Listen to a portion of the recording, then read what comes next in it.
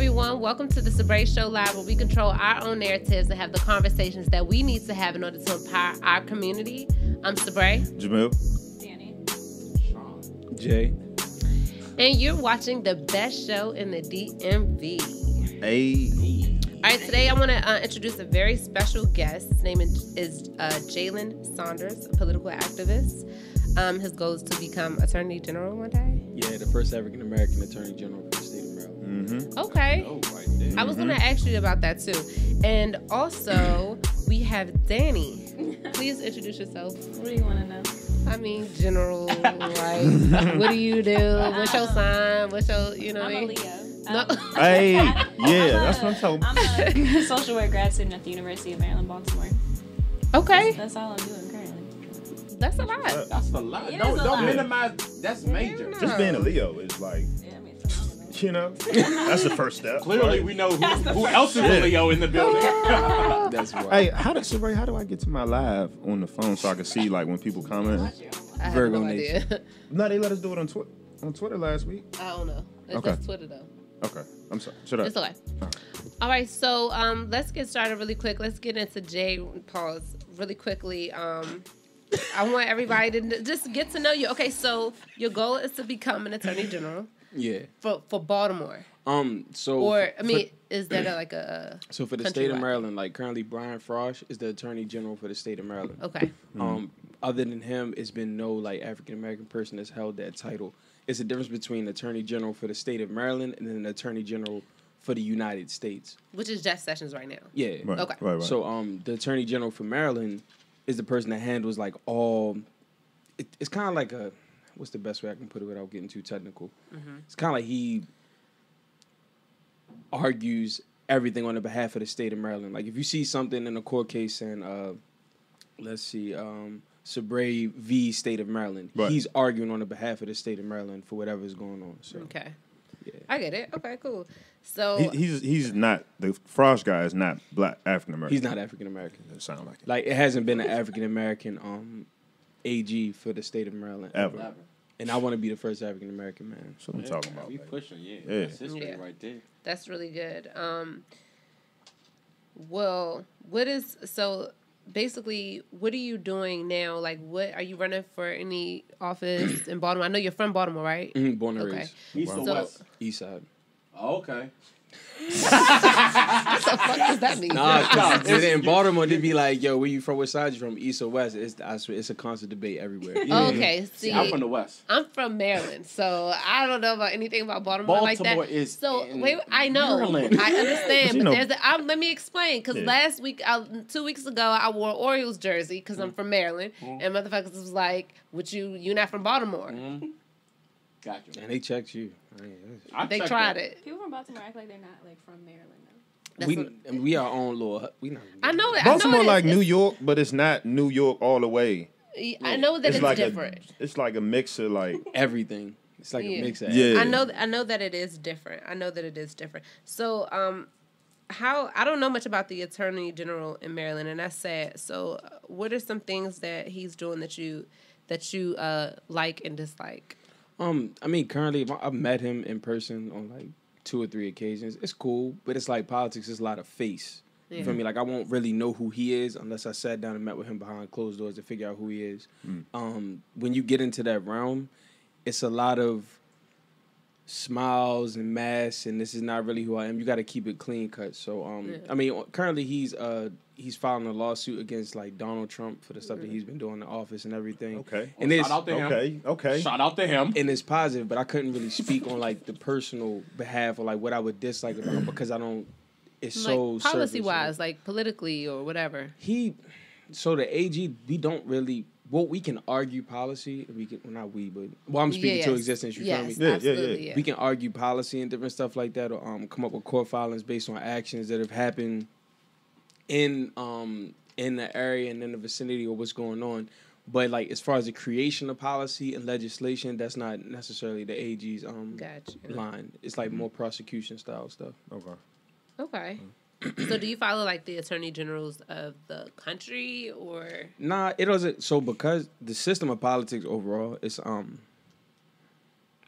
it's very localized for each area you're in. So the city of Chicago's politics is localized, city of Baltimore's politics localized. We all tackle and deal with the same issues, but it's just kind of like everybody has their own individual thing going on within that area. So it's not like, oh, I got to follow what he's doing in New York, because what he's doing in New York is very different from what's going on in Maryland or in Baltimore, or what they're doing in Atlanta differs greatly from what they're doing up here, like even with the mayor and different stuff like that. So, I mean, it's nice to keep your ear to the streets and, like, read up and figure out what's going on, but it doesn't, like, it's not to your detriment if you don't necessarily know what's going on the other side of the world or outside of your state. Okay.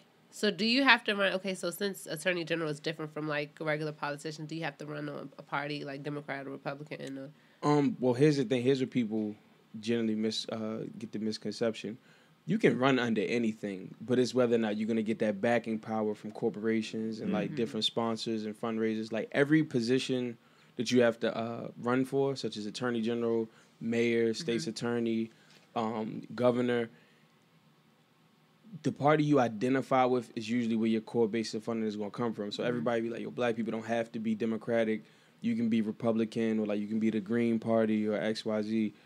It makes more sense financially to pick a side, run with that side, because people like familiarity. Like, they like what they know. So while you don't have to be a Democrat and be black, if you're running for something, it makes more sense for you to kind of align yourself with a party that kind of people know, versus trying to bring in something new. Because we all saw what happened to, like, Ted Cruz and all them. They kind of just fell off. Nobody is supporting that whole too liberal or too progressive movement, or like I'm no party, I'm just representing the people and myself. It's concreteness in the system. So no party, no money. Exactly. Yeah, which is unfortunate. which is very unfortunate, because to me, Democrat.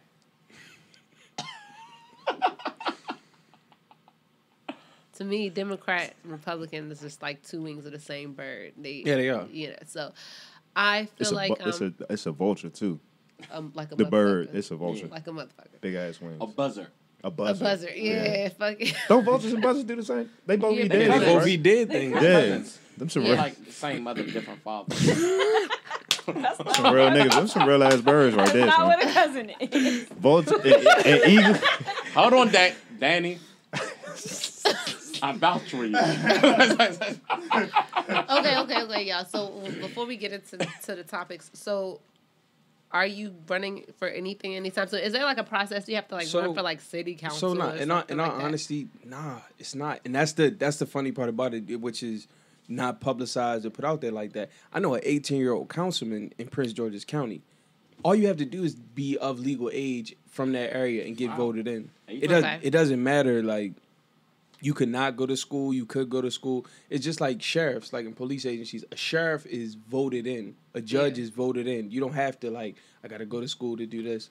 But I learned that on my journey to being AG, I have to touch each area. That's just me personally, though. That's what I want to do. So I start off, you do the community, you do the grassroots stuff. Then I pursue my Juris Doctorate, my JD, go to law school, get my JD. And I'm a practice law in the court, so that I can see how, on a practical level, it affects people versus theoretical. When you get to Capitol Hill and stuff like that, and people are just, we need to pass laws to do this, this, and that. And you kind of looking from a jaded spectrum. Mm-hmm. It's like you see maybe its application to your coworker or your colleague that makes a little bit less than you or a little bit more than you, and how it affect them. But how does it trickle all the way down to somebody that's living in Section 8 housing? Right. Or how does it do that? So I want to start from a practical level, move my way on up, so that when it comes time for me to possibly introduce legislation or policy or, like, argue it, I can say, hey, I know how it affects you guys up top, and I know how it affects the people down the bottom. Got you. So would you be running as Democrat or Republican? I'll be running for Democrat. Okay. Because you. That's what we were waiting for. Yeah. That's the question. I wasn't. You were waiting for me to say Democrat? Remember the buzzer, though. Democrat and Republicans are pretty much the same thing. Like y'all said before, it's just a shift in morality. Like, Republicans more so are willing to sacrifice, like, humanity and stuff to, like, business, the greater good, and stuff like that. Where Democrats are like, all right, we're all together and we can get to this place equally. But it's kind of, I was watching the Azalea Banks interview, and she was like, I like my racist. That's actually true. Yes. Like, you have people in the Democratic Party that are closeted racist, and you can't tell. Whereas Republicans more so, not to say that if you're a Republican, you're racist, but it's donned a more kind of favorable, like you're a Confederate flag waver if you align with them based on the new administration and Trump and stuff. Can you move that paper towel for Sean, please? I sure can. Thank you very much. Okay, so I mean, I'm really not too particular on Democrat or Republican. Really, I look at, and what I would encourage people like on this platform to do is vote for the person who has your best interest, not the party that they align with. Because historically, neither Democrats or Republicans haven't always had Black people's best interests at heart. That's facts. But I do understand as far as the financial part of it. Who did you vote for? Locally? No, for the president. I didn't. Oh. And that's dangerous. I'm not gonna lie to you. That's all right, well, let's talk. Extremely dangerous. Let's talk. So I didn't vote either. This is why. I didn't vote either. So, okay, and I know, no, yeah. So, I know we not cousins, you know. No, we family. Me and Jameel. That's my brother, actually. Now this week. Yeah. This week we said. I thought I was okay. I just all right. was, all I right, was sis. fucked up last week. Why didn't you vote? So I feel like this. Politics. They kind of, to me, it should be operated in you do something for me, I do something for you. Okay? So I feel like this. Historically, Black people have voted Democrat or whichever way, depending on what they were conditioned. I feel like millennials nowadays, we are not so conditioned to just that benign neglect policy. So I feel like if nobody's doing anything for you, it's like you shouldn't have to vote for it. Should you be stabbed in the back or should you be shot in the head? I don't want to be either. And so I get what you're saying as far as it being dangerous because Trump is in office or whatever. No, it's not just because of that, but I'm going to let you. Okay, yeah. So I feel like if neither one of y'all are doing something for me, I shouldn't have to just the lesser of two evils. If I don't feel like nobody's speaking to me, then they're not going to gain my vote. So to me, it like for this election, for example, is basically sacrificing. Okay, we may get a fucked up situation, but the next go around, the next president or the next elected people who are trying to be elected, they are going to say, okay, well, the Blacks, they didn't vote the last time because nobody offered them anything. We're going to have to offer some shit because the Democrats are just going to say, hey, those scary Republicans don't vote for them. And the Republicans are going to be like, hey, those Democrats don't do anything for you. They're not offering anything tangible, especially for Black people. They'll put it under a minority category. But let's be honest, everybody's considered a minority. That's not a straight white male. White women are considered a minority. Gay white men are considered a minority. They get most of the benefits, and we get the crumbs of that. So if you're not talking about what you're going to do for Black people, you just don't deserve our vote. And I think that we made a good stride with this. Have you ever voted? Yes. So who did you vote for when you did vote? Obama. So you felt like he was for the people when you voted for him? I was 19, so I didn't feel anything except for him being Black. So you just voted because he was Black? Of course. I was 19. I didn't know anything. Or 18 or whatever I was in 08, yeah. So I just did what yeah. So it's a couple things because like a lot of stuff is going off in my mind. Number one, bring the paint. We as a people, we have to understand fully that how are we expecting the system to give us something when we control what the system can give us? The government is based on the people. Like they can't act unless we do the action. So anybody that gets voted in from the people, anybody that gets put into office and they're passing legislation and policies that don't favor us, it was put in by us. So the first point, to not vote, I understand the Hillary situation, the super predators, and neither party had real interests of African Americans in mind. But that's why, and it sucks that I say this, you got to kind of just muscle it out. Like, I'd rather have Hillary in office, go back a couple steps, versus having Donald Trump in office, and he's undoing everything. Because that's essentially what it is. When Republicans take over primarily, they go back and they be like, okay, this is where the Democrats told us no, let's undo that. This is where we couldn't get as much money because they said no, let's undo that. It's a tit for tat. But I would rather take her, despite the privatized prison situation and all that stuff, and just go a couple steps back versus like tremendous leaps and bounds back to the earlier eras and stuff. Jameel, would you like to say Would you something? like to say? Because I do want to respond to that, but I want to give Jameel a chance. I just feel like you said, the system is the system. It's going to be the system no matter who isn't, because the system is operated from behind the scenes. So the faces can change. They can be black, they can be white. And this is my opinion. They can be black, white, Spanish, Hispanic, whatever. But the thing that's driving the system, the bus driver, is still going to be the same bus driver. Me personally, I think as long as we continue to pour our time and energy into a system that has never favored us, that doesn't have any stop button to say, hey, all right, this is enough, let's stop treating these people like that, versus building our own system, first economically and then politically. So to just like in Chinatown, when you go to Chinatown, you know why it's still a Chinatown? They don't bother them Chinese people? Because they have money. They have real estate. The Jews, money, real estate. They don't. You think Jews care if anybody's in office? They don't. But they argue the law. The Jews go to law school. They get the laws intact. Then they argue the laws to get the money. They get the money. They get the power. They go back. They don't care if it's a Jewish president, because guess what? If you don't do what we want you to do, we pulling our money out of this, and that's what the system understands. So then that addresses the second point I was about to say, where she said, I voted for Obama because he was black. I mean, I'm pretty sure that, like, yes, he gave us a message that resonated with us, but for every Obama, you got a Ben Carson. So you have to it's research of that person, their character, and what they stand for. 18 years old, 19 years, whatever I was at that, I was just reaching the okay, voting. all right, my fault. Yeah, I hear what you're saying. I would be a different, like if Obama was running, it would be a whole lot different right now. Oh, okay, well, you can't blame you it know on what I'm saying? age, because you think of the Black Panthers, Fred Hampton was 21. Well, I wasn't Fred Hampton. I was very uninformed. But you could have been Frederica Hampton. Yeah, I wasn't either. But okay. And then to address that,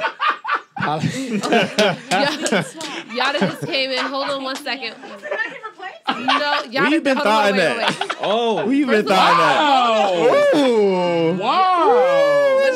She about to pop you. Yatta, no, she's not. Hold on. This is how we talk. This is how we talk. This is how we talk. Yatta, you are not being replaced. That was a joke. Yatta, Okay. Yatta, Let you me look just say that amazing clear. right now, by the And way.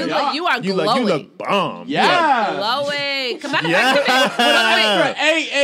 A-A-A-S-S-S. On the end. Yeah. On the end. Can you come in? Wait, can you see my hand in that camera? Can you see my hand? There ain't even no lighting back there. That's You see my hand? She the light. Fully? Glowing. Come up Smiling. here. Can you try not to hit that thing and then bring that chair in. Okay. Can you give him a little swirl? Yatta. Oh, man. That has never happened before. It's okay. That's Don't the worry first about for it. everything. Yeah, we Managed to miss me completely. I really need Where's for the you other to paper chill, towel? Sean. I'm sorry, It's my okay. bad. We just I'm gonna have ice- to. We gonna ice have to. cube. Hey, we on Okay. break right now. Yeah, we on break. Yeah, we just gonna have to test that out. But I do. Okay, so let's get back to it. So- Get back to it. Yatta, welcome Yatta. Yatta's here, everybody. Pleasure to meet Are you in the Where are you coming from? Where are you coming from? Brunch at Toro Toro. Alone? What's going on? Am I on trial? I mean, we do have a future never seen attorney you ask general. questions like this We do have a future attorney general here What's up, of Lord? Maryland. I mean, I'm on trial. Hey. All right, okay. So let's get back Ma'am, to it were really you quickly. or were you not at brunch with another individual that was not of familiar descent? I need the answer now. Oh my God. So your future. Okay. Hold on. Okay, let's get back to it. Let's get back to it. So, Yeah, okay. so you basically saying Talking to that mic. you basically. My fault. I'm sorry. Yeah. It's imperative for Black people to vote. Yes. Like, how can you complain if you take? Well, if it's you don't vote? it's not even just like a complaining aspect, and kind of how he was bringing up the money thing. Politics and money are best friends. You can't do anything within politics without money, and it's a certain way money flows that allows certain things to be done. So you Right. have like inner city youth struggles, poor funding of schools. You have like taxes and everything like that. Right. All of that stuff is heavily involved in politics, but the people have the power to genuinely change that. That's why it's important to have voter education and everything. So when I see on Twitter or like other social media, like, oh, I'm not voting for this, or it's just like a lot of rhetoric spit out with trigger words like unfair, no justice, and Right. da-da-da. You have to sit down and read. Like, I'm not saying that you don't read, No, but no, you yeah. have to educate yourself before you get out there and start saying that, because you know how easy it is for something to go viral. Yeah. Right. Like when Chance, like every black person has to be a Democrat. Right. yo, that's a true statement. Right. But people start attaching their own meanings to that, and now that becomes, oh no, black people don't be Democrats, don't be Republicans, don't vote, don't do anything, because everything's already messed up. So, and I do agree that you have to educate yourself, but for me, it was more of a mentality of what you're willing to take, and like we were saying earlier, Asians. I don't know if it still exists to this day, but I know the past 10 years and before, Asians have had the lowest voter turnout, but they get what they want because they put money behind whatever issues or candidates that push their issues. Carry out. And so Carry out money. I mean, beauty's a That's where it comes from. Y'all niggas keep eating them wings and shit. They do have businesses, so but they have the money to do so. I mean, but you also look at it, it's a lot of untaxable money that they making. But the point that I'm saying is, I know that they know that a lot of politicians know that black people are the main people putting up the money.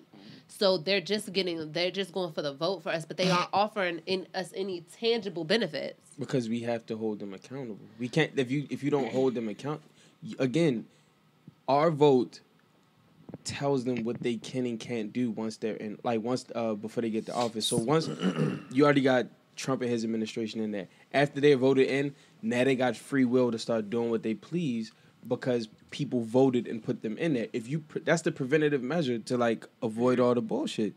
If you vote, keep them out of office. Like in Alabama, where the 94% of black, 97 or was it 94? Right. The majority of black women and men. No, I was people downplay the men. No, I just wanted to get the percentage. It was like right, 97 for the women and 94 for the men, if I'm not Yeah, mistaken. 97 for the women, 94 for the men. Yeah. Don't quote me, but you see what happens when we monopolize our vote, and it's powerful. Like as a culture, when you monopolize your vote, and you can make things happen in the area. They prevented someone from getting in office that would have made things a lot worse for them, and that's just the same mentality you had to have. And white people know that. Correction, I'm sorry. They know that. I'm gonna just say they. No, they're white. I mean, let's be honest. White, yeah. They're white. They're white people. White people know that. So you look at recent scandals with Facebook and the data leakage and stuff, Right. and Cambridge Analytica. Right. One of the whistleblowers from Cambridge Analytica, even though the company is no more, came out and said, "Hey, during the 2016 election, with all the Russian Russian interference and stuff like that, we were running stuff to block black voter information." Yeah, of course. But yet Facebook is still untouched, and that was a major platform they were using on, and that's how Trump was getting the majority of his bump from Right. CNN and Facebook. Right. So you see how it starts to trickle down when you follow where the money's coming from, what you're doing, and you just have to educate yourself and be willing to vote. It might not work next year, it might Right. not work the year after, but as long as you're consistent and you push that rhetoric, that's cool. But that's why it gets dangerous when people just be like, "Fuck it, I don't want to do it." I agree with you, right? But, and I think I can speak for Sabrae probably because I'm a little. How old are you? 25. 25. So I'm 33. Right? I'll be 34 this year. Do we want to start calling our ages? We want to do? I'm 26, so... Okay. AARP. All right, come on. All right. 27. Bet. So listen, no, flat out because I'm done with the voting shit even, and you know what it is life, and I'm not downplaying politics in any way because I think politics and government and all that has been a part of any culture, any civilization since the beginning of time, but this system right here is fucked. It's fucked. And what it's causing is you don't even have a minute. Like, if I turned on the TV and watched the news, like, my fucking head would explode. I just don't have the space to even entertain politics. And because I got shit going on, you know what I'm saying? And you have to go that extra mile. But I believe, and this is like my honest belief, that this system, and it's not a belief, it's proof. This system was built for a certain, you know, any civilization that has gone out of whack, it's never been a rebuild that's put them back on track. You had to destroy it. You understand what I'm saying? The Trump presidency is the system of white supremacy imploding on itself because a lot of people that you're aware of that are in politics who are closeted racists, basically Trump took the hoods off of the KKK members. And now the next go around, which is going to be influential in the 2020 election, it might not be as influential because the Democratic Party doesn't have a face. Or there's no prominent face out there standing against him. He might not get he might get reelected or he might not be reelected, but the internal system. So again, breaking it down even further, the president is just a mouthpiece. Absolutely. He can't do anything without Senate and all them behind him. All you have to do is put the correct players in place so that he can't do what he's supposed to do. Look at it like with Obama. Everything that he wanted to do with reform and administration, he couldn't do it because the Senate wasn't allowing it. They were like, no. And they were majority like Republican. And that's when it comes to knowing about which elections you're supposed to be participating in, which you're supposed to vote for. Now, going back to the broken system, it has to be destroyed to a certain extent. So I feel as though fundamentally, you got a good measure. But now you just got to filter through all the BS that comes along with that good measure. Like, all right, now who you putting in and what are you doing? And like you said, when you turn on the news, you be like, damn, I don't got time to follow it. It's a difference between politics and media bullshit. Right, of course. With the politic aspect, not much changes that fast. Right. You could be still, like, a couple months go by, you're still in the same position, still in the same state. People are campaigning, fundraising and stuff. Right. What the media will do is they take any little thing that might change day to day and make a whole story out of it and exacerbate it. Of course. And that's why I feel as though when I get in the office, it's tricky. I want to find a way to hold them accountable for certain media outlets accountable for certain things they produce, but it rides a fine line of you're now messing with people's First Amendment right to free speech and to produce what they want to do, because the media is a very powerful entity. And even look at Prince Harry and Meghan. That's been everywhere all weekend because she's I was about to say something. A wild. white passing black woman. A white passing black woman that got married into a racist royal family. Okay. And everybody's losing their mind about it. Right. But I'm like, do you see how powerful an entity is that it made that so important you blotted out everything else? Absolutely. Media has to be held accountable because media and politics are two different things. It's just one exploiting the other for financial gain. Yes. Besides the presidential election, what else should people be voting for as far as elections? Because I see most people probably just vote for the president, and they're not like. Yeah, I do, and I do believe that local elections are more. No, those are most important because Yeah. those are the people that eventually get bumped up to the next levels. Like, in order to be president of the United States, you could either be a mayor, a governor, attorney general. No, apparently you don't have to do any of those things. No. I mean, well, technically, you. So here's the other end of that spectrum. That's the general route that people follow. With Trump, or be a senator, like Obama was. With Trump, though, he had so much money, he just breezed past all that. Yeah. And that's when finance is important. So it's kind of like I was saying earlier, I want to run a campaign where I don't have to ask anybody for money. I don't have to do all that. But essentially, people's money talks. Yes. Money makes things happen. So it's that while you and others advocate for Black people to vote, I just think that it is very important to also advocate getting our money together to put behind people, because I believe in voting, but I think that it's a mindless act if you don't have money behind a candidate or whatever. Because it doesn't matter if it's Democrat, Republican, Independent, whatever. If you're investing in someone who has your interest, and then you follow it up with the vote. But a lot of times, Black people, we vote off of emotion and not logic.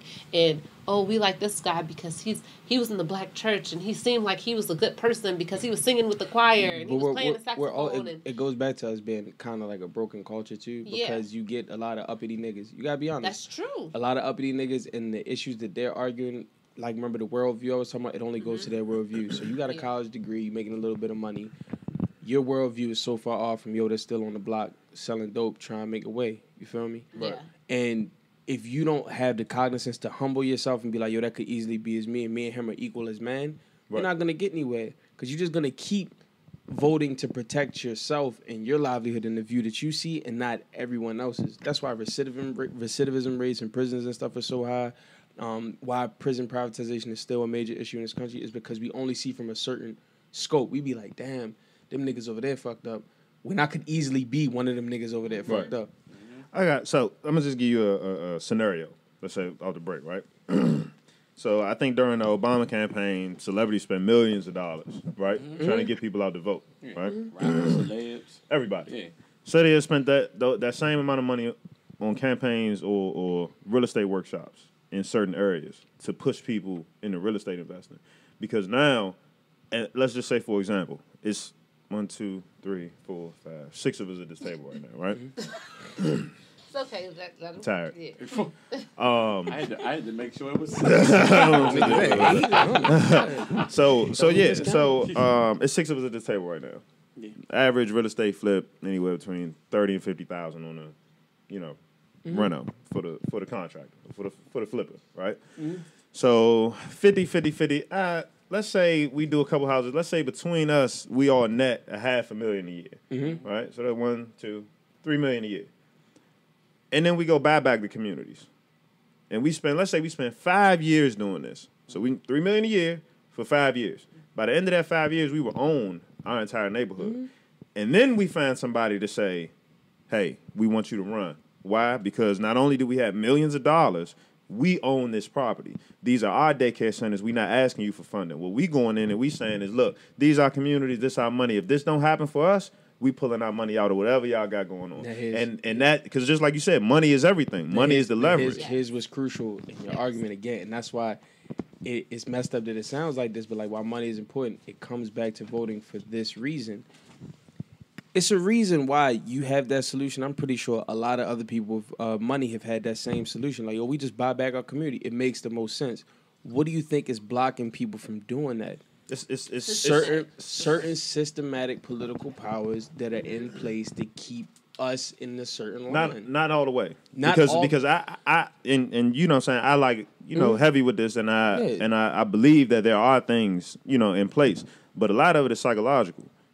You see what I'm saying? It's not to an extent. A lot of it is psychological, but it's still some because it's certain reasons why housing policies and different things work the way they work and keep stuff capped in the way it's capped in, like versus building up a community school or community park or something. You immediately outsource to a private company and have them come in and make racks off of that community and kind of drudge the people further. So, for example, Johns Hopkins, a private institution in Baltimore City. Right.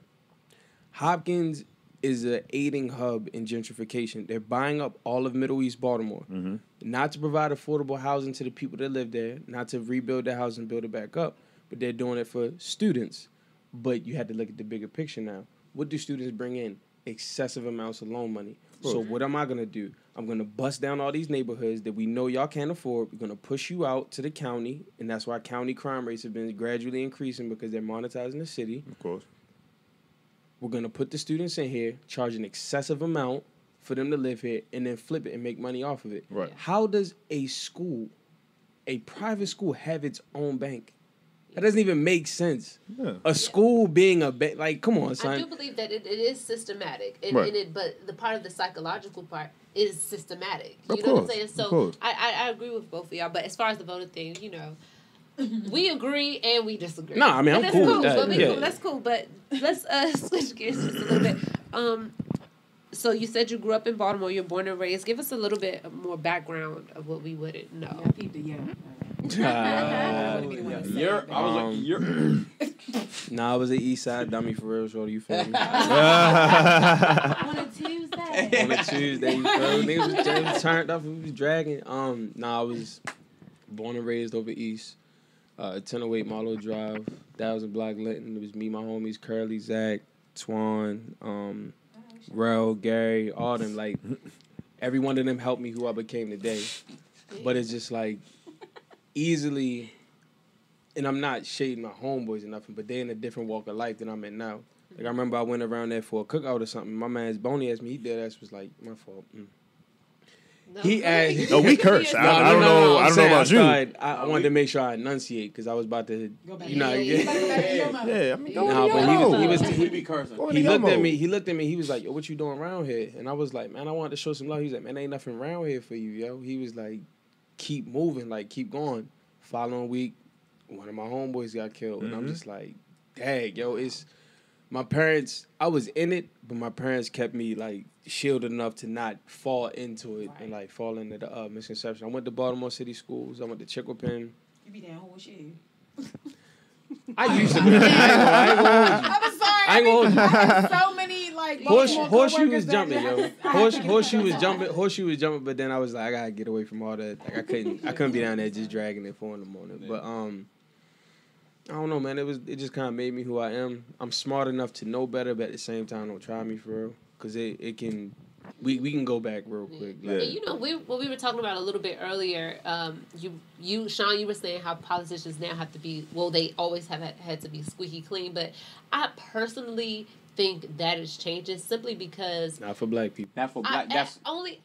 Not changing currently, but I think it's something that will change. For example, back in the day, if you had tattoos or something, you know, people like, oh, you'll never get a job. They you still never get discriminate against black people for that. They only allowed to slap white people. Because the rules apply for it. Absolutely. I'm talking about as far as black voters, though. But I'm saying that it's more socially acceptable for certain things. Mm-hmm. We still can't have no major scandals or anything like that. Mm-hmm. But at the same time, I'm just saying, as we're coming up now, we're voters now, and if we see somebody with tattoos, we're like, I don't give a fuck. Or we see somebody that, oh, let's pull up this old MySpace comment that they said. We're going to be like, we all was saying wild shit on MySpace, so we're not going to judge it the same way as like our parents' generation was. So I think America is moving towards a place where we're craving realism and truth, and that's in part why people bang with Trump, because he's just like, yo, I'm out here with it. I don't like Muslims. I don't like Mexicans. You're my black friend, but I don't like the rest of y'all. Y'all some sons of bitches. They craved it. And I mean, that's real. They craved it. But you compare and contrast him to Obama. They lit Obama on fire for a blunt in a black and white photo. A white boy in a black and white photo. But when do we get to the point where we stop? But here's the. So who are those they though? I mean, white people. White people. White people. You can't just everybody know they Because means white people. The white, yes, but the older one, I feel like certain things like old white people out here white people. Don't get me wrong. I'm not one of those people. Money. I'm not one of those white people, those black people who think that white people the old white racists, once they die off, then no, because we keep seeing there's some young racists. We keep seeing these 17, 18 Dillon they're allowing flexibility and image and stuff like that. No, but it's still messed up because while you can have, I mean, you gotta be keeping it, but while you can have white people in generational, they become more accepting of different stuff. Why we're in candidacy and stuff like that, while people are gonna crave realism, it's a certain like mental check. It'd be like, how real can he be? True. Like we'll take this, we won't take that. And then you gotta add the other layer on, like the systematic oppression and like the imagery and stuff like that. It'd be like, all right, black people aren't really allowed to mess up. You gotta have all your P's and Q's in order. We'll like him if he's a little ratchet, because I mean, you see how mainstream white America and the world is accepted Cardi B. Like everything is cool with that. They let stuff that she does fly. Because they wouldn't necessarily fly otherwise in different cultures. XYZ for different reasons. Yeah. She's not really a threat. Like it's not. She's like, oh, she can do whatever. She's not really going to step in my lane and try to change. It's not even solely that she's not a threat. It's that she's projecting an image that they want to see, and regardless, everybody tries to minimize the impact that celebrities have. I don't give a fuck what you if you sit in the room locked for 6 hours and watch a movie, the next week you're gonna say quotes from that movie. That's just how your brain works. Your brain can be manipulated. Right. And you see what I'm saying? So when it comes to Cardi and all these other artists and this younger generation of depressed, sad, drugged out artists, they're on the forefront for a reason. It's not because they're musically gifted. So just like you said, the politics and everything is well played. The media, everything. This is all a chess game. And you want to know also why celebrities have so much power now? It's because of Donald Trump. He crossed that line. That's not why. No, listen. No, hear me out. Take it back a couple years with Obama. While celebrities still had mad presence and people would follow their following and stuff like that, right? It was a certain line of like, I don't want to hear. Dave Chappelle even told you, I don't want to hear what Ja Rule has to say about the world. I don't give a fuck what Beyonce is saying. And you had the politics and the people that are making all the power moves and stuff. But you take Donald Trump, a celebrity who crossed that line into politics, and he's acting as if this is one big reality show. All those other voices that are commingled in the celebrity world, they now start to hold a little bit up more importance. So like even with Rihanna and talking like to bring our girls back and different stuff like that, people are now like, damn, I kind of got to listen to what they saying real quick. Well, like they're speaking. Snapchat humbled. But lost $1 million because she said delete that. Yeah. Well, I deleted it too. My boo don't want me on Snapchat. Happy wife, happy life. No, but historically though, and that's been more so a black thing than anything else, as far as celebrities having all of this power and influence, because we have, that's something that we have to stop doing. We have to stop putting so much into the whole black celebrity thing and whatever they say, because when they're running for office, white people, they're not getting Miley Cyrus to endorse them. No. Well, guess what? When they're trying to reach us, they get Beyonce, Jay-Z, Oprah. That's always, even companies know that if they get a celebrity, a football player or something to endorse a certain product, black people are going to go get it. I can't remember the numbers, but it's not like that. So does that make them petty or us stupid? Us stupid. It makes both. They're using that to their advantage, because they tokenize black people. They tokenize those certain ones, those Jay-Z, Beyonces, and so the slave mentality will tell us that, oh, we can ascend to that level. That is the ultimate level because they have white acceptance. So we're going to do exactly what they say or whatever. We are influenced by them. They enjoy their singers and rock stars or whatever to a certain extent, but when it's time to do what's right for the system of white supremacy, Sit down, Kid Rock. they don't give a hear fuck what you about gotta say. They don't care. Exactly. Because they got some kind of morals, some kind of values where they draw the line. Like, okay, that's enough. Yes. We don't draw the line. But we just have to, that's something we have to get out of. Because, like I said, the slave mentality is like, oh, we see them, they get money, they're accepted by white people. Okay, well, let's put that as our goals. And people who are white or other races, they look at power. They don't give a fuck about who's on the screen. And that's something we have to get out of. I mean, but it's just, again, it goes back to psychological systematic. Because, I mean, the general narrative of an African-American person, because this doesn't even count Africans. Africans in their own different lane. They have realized fucked up themselves. too, though.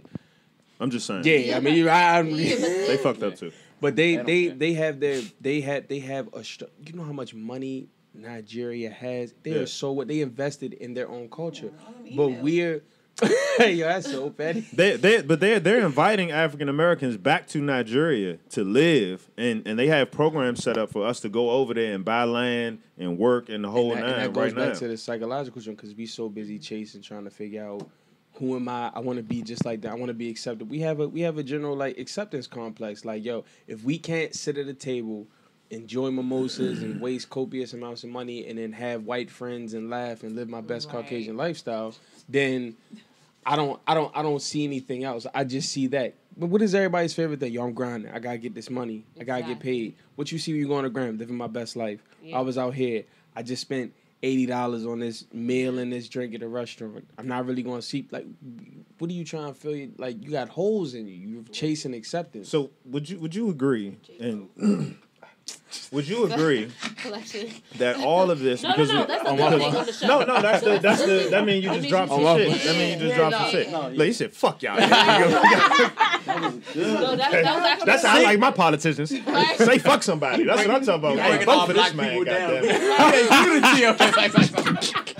So would you agree? And I'm not a motherfucker. I took one psychology class in college. I'm very interested though. I've read tons of books on the subject. But would you all agree that everything we've said, even in these conversations right now, starts and ends with the psychology, with your mind? Yeah. Right. So as a human, you're gonna maximize one of these three things: eating, sleeping, and comfort. And comfort is like fucking home security, whatever.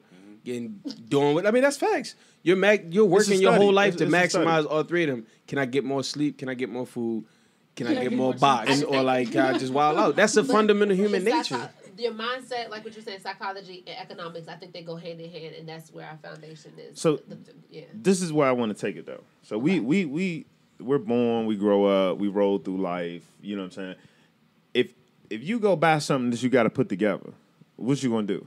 Put that shit together. How? Look at the directions. Look at the fucking instructions, right? The box. Look. So look though. I need my shit as simple. Yeah, so you gonna look at the instructions, or you gonna go get somebody who's trained to do this to get it together, right? We all got a brain.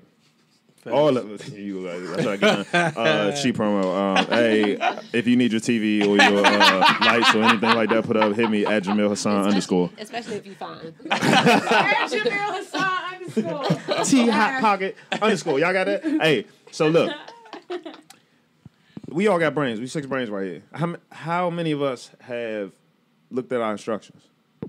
Seldom. Looking at We instructions. don't. We don't. Fuck. So if you get in a car and you don't know how to operate a car, you're not gonna fucking drive it, right? Right. It's no way you're driving it. No, I'm going to the core issue. Like I said, all this. Right. Okay, but look what I'm saying. All this begins and ends with psychology. Before we spend our lives in politics, we spend our lives doing this, we spend our lives but we don't spend any time learning how our brain works. If you don't know how your brain works, you don't know how you're being attacked. So even these things like the media and all that, when I look at the media, I understand what I'm looking at. It's intentional to invoke a reaction in my mind that unless I'm aware of, I have no control of. Facts. So if we don't know, just like if you sat down and you had a water bottle, you're going to put the top on it because you don't want nothing contaminated. But we let anything in our minds and we don't understand how it affects us. So all of this starts and begins, and I'm just saying, like, I believe. No, I agree with you saying. Yeah, so I believe what you're trying to do, but what we have to do ground level is a mass changing of the consciousness of black people before we can get us to do anything. And that's why this platform and others like it exist. Right. Would y'all argue though? Would y'all argue? I'm feeling it, bro. Now You got this. Now you want Now you want but all right, so then let me ask you this. Because I've asked myself that question. I haven't quite figured out the answer, but are we focusing too much on what happened? I mean, granted, what happened in the past attributes to now. Are we in a collective consciousness of figuring out how our minds work? Are we too busy trying to get retribution for the past, or make sure they're like, all right, I know the past was messed up. I know why I'm here. Let's work towards a bigger future. Let me take this one for you guys. Get ready. Can I real quick? Just, go ahead. We could split it. We could do tag team. Tag me in. Ladies first. Ladies. Oh. I got you. Oh my God. Retirement from the Sabrae so live. So. Wow. We said ladies first. I'm joking. Go ahead, ladies first. Okay, no, but that is a popular question. That is a popular sentiment. A lot of people are saying. So I will say this: we don't have to be so single-minded. We cannot forget what happened, to our ancestors and everything like that, because that really encouraged the mindset that we have today. We still have you can make a comparison of the plantation literally, right, and today, if black people and white people, whatever, you can literally make that comparison, and it has a lot of parallels to it. So we cannot forget what happened while we are still looking towards, the present and the future. Because, do black people deserve reparations? There are people out here that are fighting for that, but at the same time, we don't need to be sitting ducks and waiting. We need to be still giving us our own selves our reparations while we're looking towards what the government owes us. Because let's be clear, American wealth, all of America's wealth was built on the backs of our ancestors. Mm-hmm. So we do deserve something, because not only was there slavery, there was Jim Crow, which held us back. And then we have mass incarceration as another form of Jim Crow. So we do deserve something. Remember what I told you in the beginning, and it's just imperative. Y'all got to remember this. The government can't give us anything because we tell them what we want. So we have to... but we got to play all games. The politics game, the economic game, the empowerment game. We have to do all of those simultaneously. That's why all of us have different things. Like, you would be in politics. We are in media. Mm-hmm. We all have to put whatever we do towards black empowerment. Mm-hmm. Whatever we're in, social work. Right. All of those are pieces of the puzzle. There's no one way to do it. So I do agree, but we cannot forget, though. We can't. No. Can I tell you what I thought just happened? What? I thought you was telling me to still go first and was like ladies first. That's why I was like, oh, no, fuck that. No, I thought you was trying to... Well...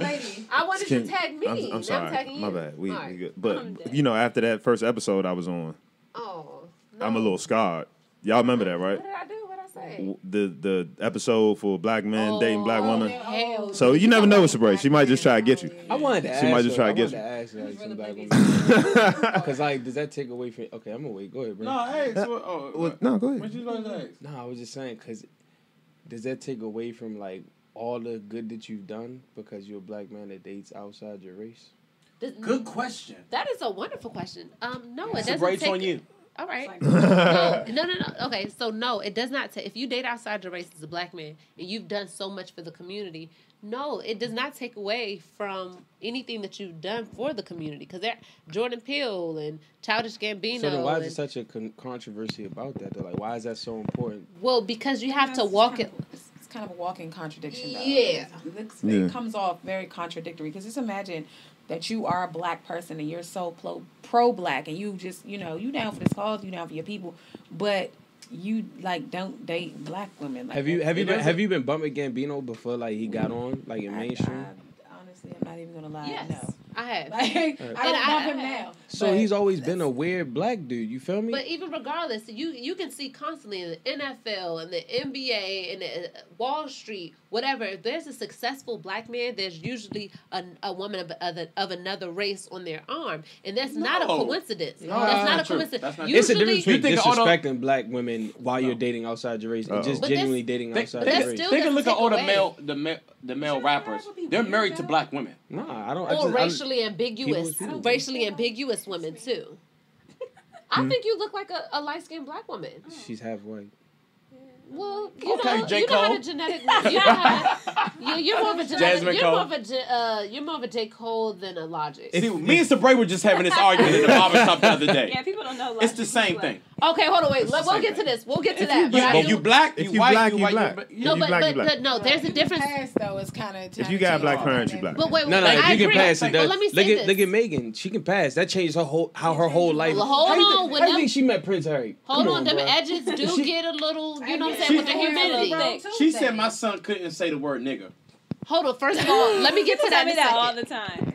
Let me get to that in a second. So it doesn't take away what the man has done if he dates outside of his race. However, it does make you look at him a certain way because the foundation of of a good black community is a strong black family, and you can't have a strong black family with a white woman or an Asian woman or says whatever. who? That's facts. But you That- have that- to it just is what it is. You got to understand that, though. I mean, so understand but the that. thing is, everything is subjective. How one person is understood is different from how another person is understood. But the thing is, we are the only culture, and I'm gonna call out African Americans that will publicly drag and ostracize our own. No, we're not. Shit. No, listen. We're Hear me not. out. Hear me out. Okay, There's plenty of all black families that are strong. Hear me out. Hold on. On a- Shut up, Sean. No, Hold on. you want to keep it a buck. So you talk. want- So on let's do it on a lower local scale. You can have that white mom that doesn't approve of her white son dating a black woman. You can have that Asian family that side eyes their daughter or gets on their daughter about dating a black man. But I'm talking about on a national. Where have you seen an example on a national public scale that gains a lot of publicity and a lot of momentum behind it? Other than African Americans, we slander each other in the We media. live in America, though. They probably be doing that shit in their country. Right. They probably be on Telemundo First like, of all, fuck these they be- niggas. We don't Oh my understand that God. shit. Have you seen? I've personally We don't understand that seen- shit. We be right there. I've personally seen YouTube videos of Puerto Rican and other Latino men speaking harshly about their women dating black men. 90% of Puerto Rico identified as white in the census, by the way. That is somewhere true. around 90%. Yeah. That is Yeah. true. A lot of Wow, I learned something Yeah. new today. That's Yeah. crazy. and a lot of I don't like Hispanics. Spanish rice no You, more. but But When you Hispanics tell me only I speak wanted- Spanish because they were conquered by who? Spain. Spain's and where? Because you Okay. already talked about this. Yes. But we're not gonna go there right now. We're not gonna go there right now. Ah, We're not gonna thank go you. there I right like now. learning. We're not gonna go Black there men right now. don't even appreciate black women. Wow. That's not true. It's not You true. just Black men no, don't. no. It is true. Okay, it is true. I don't Maybe think not that us that's true. three. Maybe not us three. I but know a lot of black men. you were even appreciate talking black about. Remember how we had the episode? You were talking about black men. We are the most to date outside of our Yes. race out there. Yes, statistically. It's conditioned.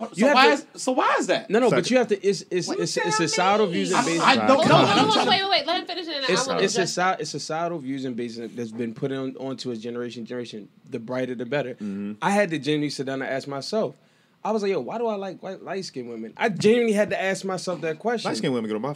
Hold on, Okay. let him finish. Let him finish. But Yeah. it's I'm sorry, if I'm you don't, sorry. and it goes back to the psychological aspect that you asked, because I thought about it. I was like, dang, why do I have such more of a preference for like dating light skinned women than I do dark skinned women? And when I realized, I'm like, yo, that's kind of inherent bias that everything that's been going on around me.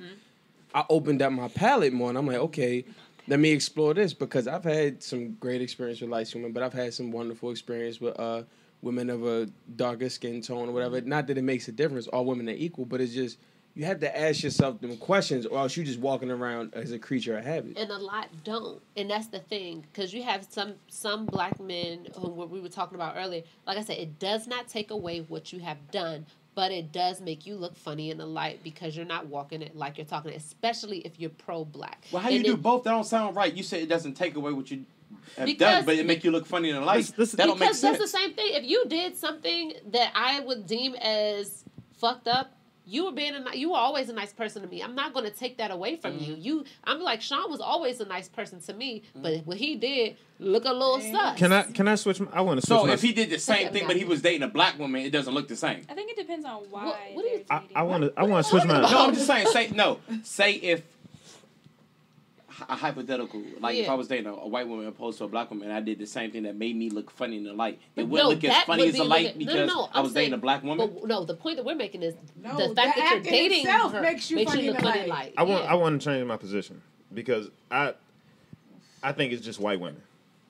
No, I'm gonna say it. No, I'm gonna say it. No, because No, I you think, get looked at. You bring. I think if you go back through history, you bring home a brown girl, they be like, "What's up with you?"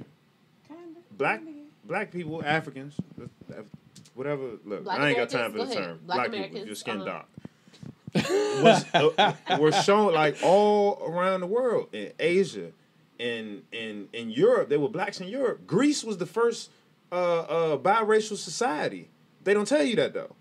There was blacks everywhere except for where white people was. So when you go and we as humans, when we go to different places, our bodies and our minds adapt to the elements. Yes. So when you get Africans that went over to South America, they're gonna adapt, but they're gonna retain certain things. So I'm not on the whole anymore. This just changed recently. Okay. No, I'm not dating anybody outside. I'm just saying. Neither am I. Don't drag me. But y'all don't date them, but you'll fuck them though. Yeah. Oh yeah. Not white women. But no, because I had to bring it back to the episode. Because when I asked y'all that question, I realized none of y'all gave me an answer. I said yeah. I say yeah. Fucking me. So but not we were talking about women, procreating. Right. If you fuck somebody out, if you fuck another woman outside that race, you have that chance, right? Appropriate. So you can't be that serious about it if you're willing to take that chance. But see, like this is the thing.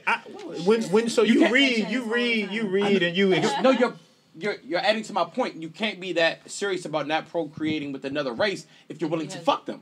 Yeah, that's facts. I think that I agree, but I do think that there's a shade of gray in that area. What's the shade?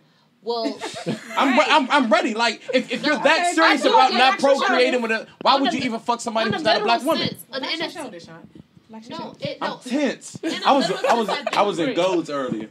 No, I do agree with you because even in general, I don't understand why guys will have sex with a female that they think is crazy as fuck that they will never have a baby with, but they'll have sex with them. Because it's like usually how you find out that it's torture. Yeah, because you can't control it. No, but you it's get all what I'm saying. on the crazy women got the best. That's exactly how you find out it's lit. You know, first off, all women crazy. Let's just not even like just say like. Pull up to my house at 3 in the morning while I'm asleep. Don't knock on the door. Just drive past. Let me know you did a drive by. But listen, like when we take it back, because I do, and I know Sabrae, you do a lot of reading too. I do a lot of reading. So when I read things and I understand why race was invented in the first place, who it was invented by, not only why it was invented, but who it was invented by. Jameel, so we get a bad rep for wanting our men to date within our race because Asians want their daughters and sons to date Asian. Motherfucking Indians want their daughters and sons to date Indian. Now, if they do go venture out or whatever, white people, they damn sure don't want their daughters or sons. It's two sides. It's two sides to every. But when we say it, because we have no cultural identity. That's why. But when that's what we need to get. But when we say it, we're looked at a certain way, and I don't agree with that. Right, but it's two sides to every culture, and this is just going back through history. Yeah, you had European influence, you had African influence. The Arabs, you have European Arabs, you have African Arabs. Mm-hmm. You know what I'm saying? The Asians, you have lighter skinned Asians, you have the Indians. So this is what I'm saying. When you look at race, there's a span, but it only goes back to two: dark. Yes, and light. And I do agree with that. That's more general, more broad, and that's why I like the term Black American and not African American, because you can have a Black Latino or a Black Native American or Black, which is most of all the Native. Whatever her name is. I don't agree with all that white South African shit because I get what you're saying because shout out to all the people out there who were born in another country who think they from that country because if my black ass was born in Japan, it's okay. That don't matter. But if I was born in Japan, that does not make me Japanese. It doesn't. You get what I'm saying? So it's not about just where you're born. A lot of white people like to be like, well, I was born in South Africa, I'm not South African. No, fuck that. But I get what you're saying. But yeah, like. So as long as you're not white, let's rock. But there is something to say. There is something to say that the statistics hold that much weight to say that black men date outside of their race more than any other race. There's something about that. And so that's why we need to worry about that, because we need to worry about the psychology. Why do you only date white women? What we just come back to? Psychology. No, I fuck with that. That is true. But That's that's what I'm saying. When we look for all the answers, we're gonna find the answers in a similar place, and it starts in here. No matter what you go. So when why do we love women outside our race? Because remember BET Uncut? Yeah. Okay. What Tip Drill look like? Okay. It was some black women in there. Like You remember? TNT Because I'm telling you, this is how intentional it is. You remember Smooth Magazine? They always had, you know what I'm saying, a biracial or a Latina. So that's what I'm saying. These are things that have been pushed to us. You associate fair skin, more more foreign ethnicity with affluence and money. And that's intentional. I read this article in college. They would have. Listen, they're all black, but I'm saying it's certain images that are associated with even if you go back, you can go back in the day to how they set this system up in the first place. If you went back to Africa when they was colonizing, let's just say, not this Wakanda bullshit, but I'm talking about real Africa. You had levels. You had white Europeans. Say in Egypt. Egypt hasn't been solely controlled by Africans since about 4500 BC. Right? No, I don't know. You just. I'm just saying that's. I want to say right, but like yeah. That's somewhere. That's somewhere around. Just using that BC timeline. That's somewhere around the last time Egypt was fully controlled by Africans. Once it started getting invaded, it was battles between Europeans, Arabs, and then you had Africans at the bottom of the totem pole. The Europeans and the Arabs, they kind of made a move together. All right, we cool. We gonna link up. Fuck these Africans. So then it became a system. So you had pure blood Europeans. Then you had mixed bloods that they treated better than the full blood Africans intentionally. So if you look at that from a psychological standpoint of being the pure blood African, in your face all day is lighter is better intentionally. But from the white person's standpoint, they don't give a fuck about anybody beneath them. But they're going to intentionally treat the lighter better because they want to create the controversy between the two, because then you're never going to look up and say, well, hey, this motherfucker's fucking all of us. And again, that's displayed by when you go back to the European kingdoms, marrying within the family and even promoting incest. Yeah. Like you marry your fourth cousin to keep this bloodline pure. White people are aliens. All right, let's switch gears a little bit here. Fuck it, I said it. So I'm sorry. I'm not trying to understand. But white people are not aliens. I'm sorry to happen to you, girl. No, white people are genetic mutation of African people. Right. Their genetic mutation, and no offense, I know talking about albinism, like with lack of lack of ice melanin people. in the ice people. Ice people. That's all I'm saying. You know why they call them ice people? No. Let's roll. No. We can't. Let's short version. The ice age. If you go to African literature and African history, they'll tell you that there were two kind of people. It was the sun people and the ice people. The ice people came back after the ice age. They were people that were exiled from Africa and they went north into Europe. The ice age happened, and if you look at, we all black. What happens during the winter? You get lighter. You get lighter. Yeah. Our bodies adjust. So the lack of pigmentation in their eyes, the lack of pigmentation in their skin comes from the conditions that they were in the caves in Europe. When they came back, the Africans labeled them as ice people because of their skin. Yes. But these are, white people are Africans. They are human, you know what I'm saying, Africans, but they are, like you said, a genetic mutation and that's why. Yes, and that's just a little background for people who don't know. That's why even their noses are thinner because can of I the get air. the book that y'all be reading, bro? Listen. We'll see. He got a book for everything. Hey, Yes. I got some shit for I you. like learning. I like learning. So even the hair, the straight hair, it's to cover their necks. So there's, they're more hairy because of the climate they were in. They had to stay warm. The noses are thinner because the air is thinner. Mm-hmm. You get what I'm saying? So, but versus we have wide nose, and then even a lot of people would say, and this is going off a little bit on a tangent, it's kind of the savagery that some of them have, and it's because of those cold climates. They had a short amount of time to get the food and everything to prepare it while they were in those caves with lack of resources. Mm-hmm. They would eat each other. They would eat each other with their own babies. Mm-hmm. You know what I'm saying? Yep. To survive. Yep. Versus African people, we could grab from the trees or whatever most resourceful to country. eat. We had resources. Continent in the world. So but that's a whole nother story for a whole nother day. But what I did want to talk about also was Sean brought up the fact that I said mixed people can't say nigga, and that's not what I said. I said that. No, you didn't say that. She You said said they could mumble it. my son could mumble. Listen, okay, so what I said was racially ambiguous people can mumble the N-word, but they can't say nigga because if you don't look black, it's a little cringy. So if Megan said nigger, then Megan looks black to me. I did not know she was black. Wait, she looks like a grown ass white woman. Well, maybe I said. She got a white nose. You're looking at roots. No. She begin. About black as a motherfucker. Did you see them? Here's why it's subjective. The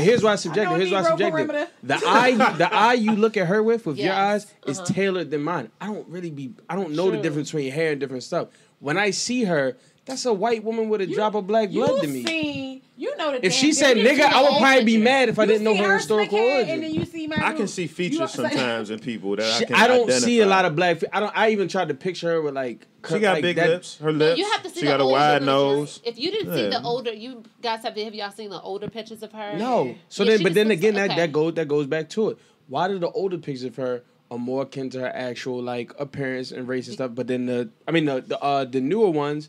She looks like a white woman. Because we gotta keep it real. She looks like a white woman. I don't agree with that whole. Like a red jump to me. I don't agree with that whole. White. She's playing up her whiteness. Let's be clear. A lot of people do. They get in Hollywood. They play up their whiteness or whatever. She's probably used to that because in Hollywood you're more marketable if you can look different races or whatever. So she probably panders to the white side. That's why I'm trying to get in TV and film as well. I'm not going. I didn't even know she was Spanish. I thought she was. I seen her in Honey when I was a little kid. I was like, look at that bad black Joan. That's crazy. I could easily say I got a white parent. And it's believable. Yeah. I knew she was deluded, but it was very obvious that she was not fully. You gotta look at her like an extra second to be like she might. I can the tell edges was a giveaway, but for me, the edges I was just saying, I feel like if your father is black, you black. No, if the mother is black or the father is black, you're black. I was just saying, in a general setting, like your son, for example, he does not look black. He does not look white either. Mm-hmm. But I don't think any other race other than black should say the N-word, right? Mm-hmm. But he is black. Can he say the N-word eventually? Yes. He can say he can crush any nigga who. But what's up? What's good? It is satire. No. It is based in satire. Like it's not really in a literal sense. Right. But if I see Bino, he grown man, he maybe depending on whatever he does with his hair or whatever, and I just see him and I don't know him, and I just see him saying nigga, it's just like.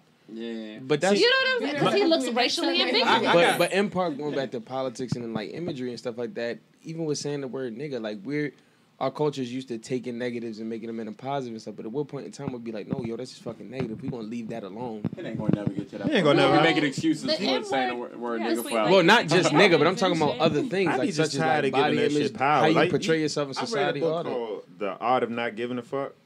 You ever heard of that? Yeah. And I realized that has been my mindset my whole life. You had to read that book to not give a fuck? Look, no, I didn't need it, but it just kind of confirmed some things for me. But it's like the more you give a fuck about shit, the more strain it has on you. Like I'm at the point in my life where, hey, I don't give a fuck. White person called it nigga. And I'm gonna keep on about my business because I can't. They want to take that power over you, and they want to evoke that response. Right. From so you. when you give that word power, when we say who can't, and we argue about who can't say nigga, anybody who can say nigga you want, say nigga. I don't care. Now if you get punched in the motherfucking mouth, that's up to you. Mm-hmm. But I'm not gonna argue no more about who can say what, because at the end of the day, people are gonna do what people are gonna fucking do. Now if I say I'm gonna punch you in the mouth if you say nigga and you decide to say nigga, then hey. The prerequisite for these hands. Yeah, I'm not gonna be, up in arms if you just ask me what do you think, about the N-word. That's just how I feel. Like if you don't look black, you might want to not say it for your safety. For your safety. Not you, but for your safety as a biracial person or whatever. Now, I think that what it boils down to is black people, we got a bad habit of arguing anything or fighting anything off the principle. We got to get out of this principle shit because you nitpicking over the principle, you're going to be fighting for the rest of your damn life. Right. Everything is the principle. That word doesn't have to hold any power whatsoever. Somebody could say it, you could laugh them off and keep it moving. But because we feel like it's the principle, like after everything you've taken from us, after everything you've done to us, you have the audacity to sling this type of slur that we've changed and tried to change the narrative with, and now you want to say it in a derogatory manner. Nah, it's all in the principle. Well, it's cause and effect. If you just got to be ready for whatever. I'm ready to live in a time where we're not trying to change what people say and don't say, but we hold people accountable. Okay. And I think once you try to start doing, stop saying this, it don't stop the emotions that make you want to say that. It don't stop the mindset. Right. It's just like, I'm going to not say it because I'm going to be PC. Nah, be yourself, but be prepared to get punched in the fucking mouth. It's easier but it's easier for us in a certain generation to say that versus the young kids that make excuses for everything that goes on. Right. Everything is, it's okay because Right. We're in a rap song.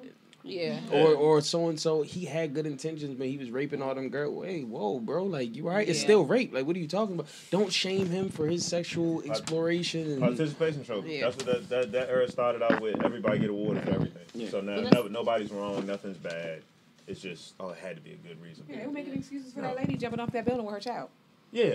She controls her child's destiny. Off the 20. That's her decision to make. Nigga, what? So I don't. Somebody was out there tickling kids' butts. That's their decision to make for their child. That's facts. Right. There's a lot of information out there that's saying that she might not have jumped. She was. Come on, son. She jumped off. Well, it said that she was in a custody battle with like her estranged husband. So. She had a pending lawsuit that she was about to win too. So that we might not against be looking him? at it.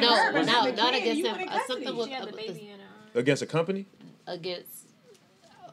If it was a company, then they killed. If it was a company, we gotta look at. I forgot if it was. I can't remember if it was a company or something with the state or something like that. So we gotta look more into that before. I'm not down for making excuses if she did in fact jump. I'm not saying that. Fuck all that. I don't think that. I think if it was against a company and it was a large sum of money, they did that. Yeah, but let's move on a little bit. We gotta keep it short because I know they have to go soon. Okay. So yeah. So so you're from Baltimore and everything like that, and you gave us a little background about it. So I know and for the people who are just tuning in, future politician, whatnot, future attorney general of Maryland. So I know you're familiar, you're in politics with quid pro quo, which means that, you do something for me, I scratch your back, you scratch my back, whatever, we put money or give you the vote, you do this for us.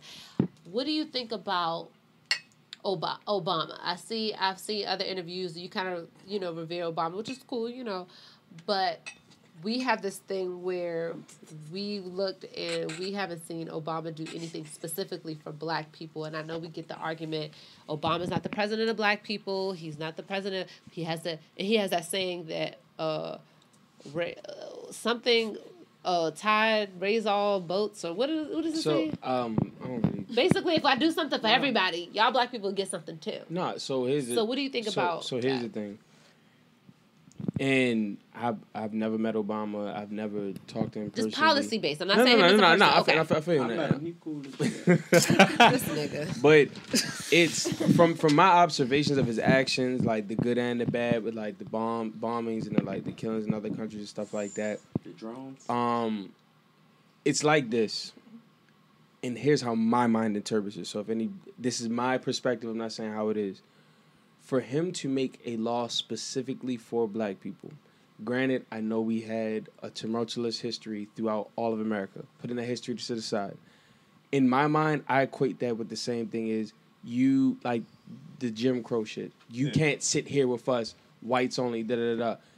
You cannot physically and politically make a law enhancing the quality of life for another race individually just by them. So you can't do it. That's not... You just got worded right. Because that's what they do. Okay, correction, right. Right. You have to word it right. That's what they do. Right. But when I see that and I hear that people Obama never did anything specifically for black people, look at Obamacare.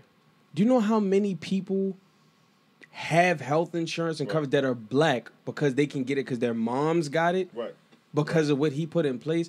The way you said you have to word it a certain way, he systematically finessed a lot of stuff for African Americans, but you can't just put that black stamp on it. He played the white man's game to his detriment. And why do you think those are most of the policies that he's instated, such as ending No Child Left Behind and stuff like that he knew was detrimental to the education system and hurting us? He played their game to the fullest. Why do you think they're trying so hard to go back on everything he did? Because he finessed them. But he did specific things for specific people. So sexuality and he other did stuff stuff for Jewish people and Native Americans. So what specifically do you do for Jewish and Native Americans? I have to Google the exact things, but I do remember reading up on things that he's done for the Jewish community. Because it's a difference. And again, that's where you got to separate media from. I'm not saying that you don't do it, but I'm saying you got to separate media from politics and be careful what you're reading and what you're watching, because it's no way in hell that any president. It's how you word it, but it's no way anybody could specifically say this law is for Jewish people, this law is for da-da-da. Now, the issue that I know some of the black people have is like, oh, why do you do all this stuff for the LGBTQIA community and XYZ and pass these laws? Yeah. I mean, intersex, inconspicuous. asexual, it's a lot of different stuff. We'll get into that another time. day. That's the whole nother thing. But Pete, I mean, I gotta be certain things. I have to familiarize myself with the vocabulary. But that goes down to human rights, not just sexual rights. But people attributed that because of how the media did it. As a human, if you want to get married to somebody, it's a certain amount of marital benefits, including taxes and stuff that you receive through the state. When you deny someone that based off of their race, color, sex, sexual preference, that's a crime. I wanted them to get that. No, I'm not saying that I didn't want them to get that, but I'm saying most people harp on that. It's like, oh, he did mad stuff for gay people in the gay community, but he never did nothing for blacks, or like he never did nothing specific for us. It's all about wording. Right. And he finessed that wording for a lot of different policies. It just never was explicitly us. Because if he came into office, and I guarantee you, if he came into office, this radical, not even saying that that's a bad thing, because to be pro-black and enjoy your blackness is lit, but if he came into the office as a radical, pro-black man, forget all these white people, we about to take our 40 acres and a mule back, they would have shut him down, or they'd have Kennedy'd that nigga. They'd have been like, he's bugging right now. He's doing too much. But what I think it takes that kind of leader. Like, we as black people are so far gone that it takes a shock. Like, we can't. Okay, so he did some things under the radar, but the things he did for the LGBT. It was more prevalent because that. Okay, he did it. Those were intentional things. He stood on the podium and said, "For this community, I'm going to do this." And that's facts. And that empowered that community. Now, gay people don't go for shit. They don't do something to some gay. They don't give. They will either beat your ass, call the police. They don't go for shit. You know why? Because they are empowered. Because they saw something happen specifically from them, from the highest office in this country. Black people, they won't allow black people to be empowered like that because they know. But we need a president. We need politicians, for lack of better words, to be real niggas. Say the thing that you know you're going to say, and fuck what they think. No, but here it is. And as a black man, and I say this earnestly in my political career, as I pursue it, I'm willing to die for this shit. And that's what you gotta be. You gotta be. I mean, no, that's facts. Like, that's what you gotta be. Know that it's certain stances. I mean, that's not even just on you really got. I had to sit down with myself because it's scary. Like, to think like, yo, I have all these ideas and I'm going on a certain path. Yo, Malcolm X, Martin Luther King. When you get too revolutionary, when you bringing about too much change and you hitting people, that's scary. That is scary. Scary shit. And people will be like, no, I'm not playing games with you. That's why it's time for black people to get our economic game up so we can protect the ones who ride for us instead of letting them hang out to dry. It's economic, but it's also altruism. Every battle is not going to be like, yo, if I have more than you, I need you to give me... Yo, sometimes you got to put the world on your shoulders like your Atlas, and you got to carry that burden for everyone. The same way Martin Luther King got rid of the whole... Well, while you still have remnants of it in the New Age, Martin Luther King demolished Jim Crow on him, but he put that sacrifice on his back. He went to jail for it.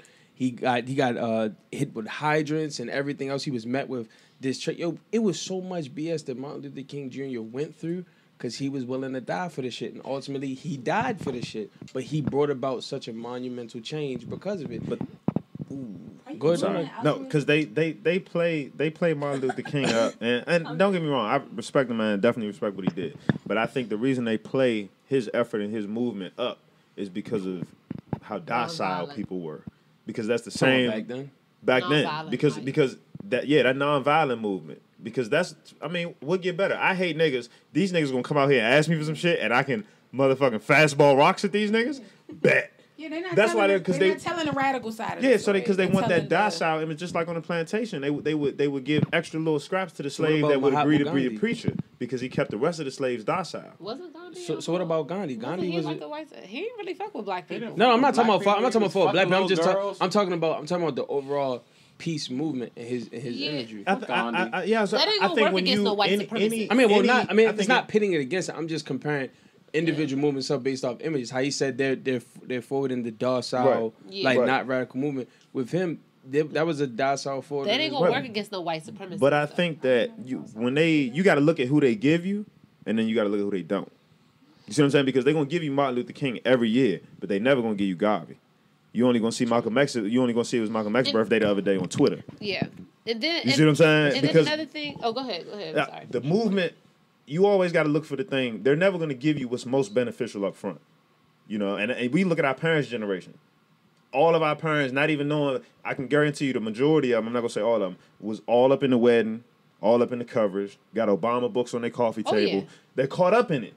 Yeah. You see what I'm saying? So when you get caught up in what they're giving you, you're doing what they want you to do. You got to look for what they don't give you, because Garvey wasn't going to stand for that shit.